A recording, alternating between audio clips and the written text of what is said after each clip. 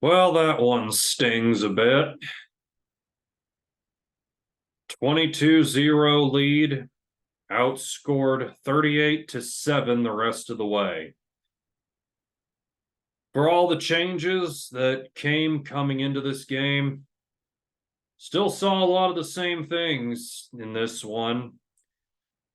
Still saw all the penalties and penalty yards.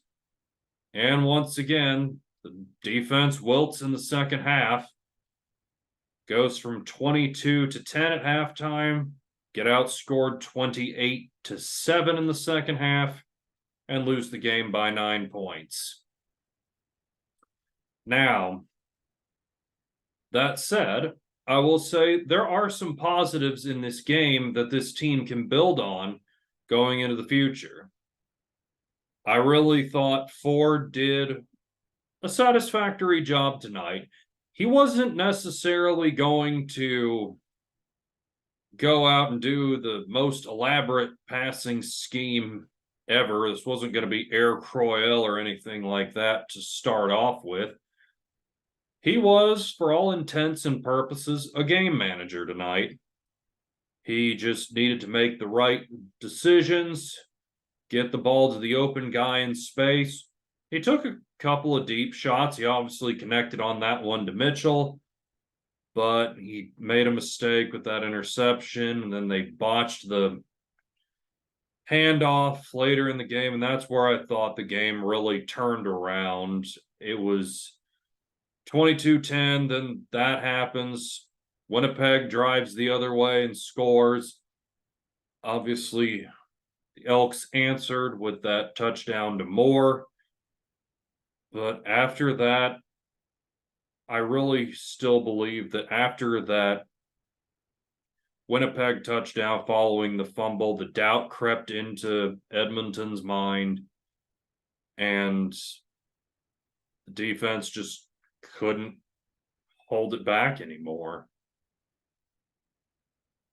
It seems like every week the adjustments are not made, but then the other team makes the adjustments, and then in the second half, if it's not already tilted the other team's way, it definitely tilts that way.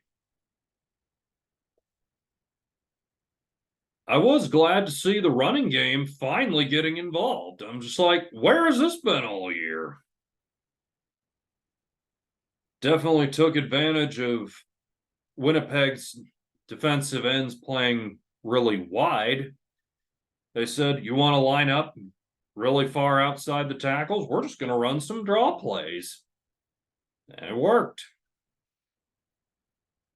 Tre Ford also just seemed a lot more natural and fluid and made quicker decisions than what we've seen from Taylor Cornelius. So, all in all, I'm happy with the way the offense looked. Obviously, there are some things to clean up, but, weren't going to get it all right the first time. Jackson definitely emphasized getting playmakers the ball in space, and when Geno Lewis comes back, I'm looking forward to seeing what he can do. One thing that I have noticed in recent weeks, the play at left guard with Colt is becoming somewhat of a letdown. He had struggled in pass protection earlier in the season. Wasn't a lot of pass protecting to do tonight, but on the plays where he would pull running to the right, at least one time I can distinctly remember he just didn't seal the block, and then Ivy, who was coming in behind him, got slowed up, and then the running back runs into Ivy, and then the play is just blown up.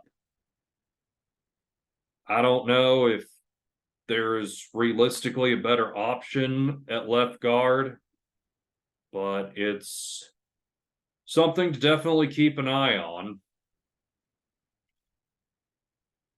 Fortunately, now, the next month or so features some winnable games.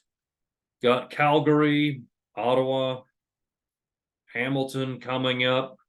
Hopefully, one of those four. Really hoping one of the two against Calgary. This team finally gets a win. I think it'll happen. Just take a little bit of time. And so with that, that wraps up week 10 of Edmonton Elks football. Thank you all for listening. Don't forget to subscribe, and I will see you next time.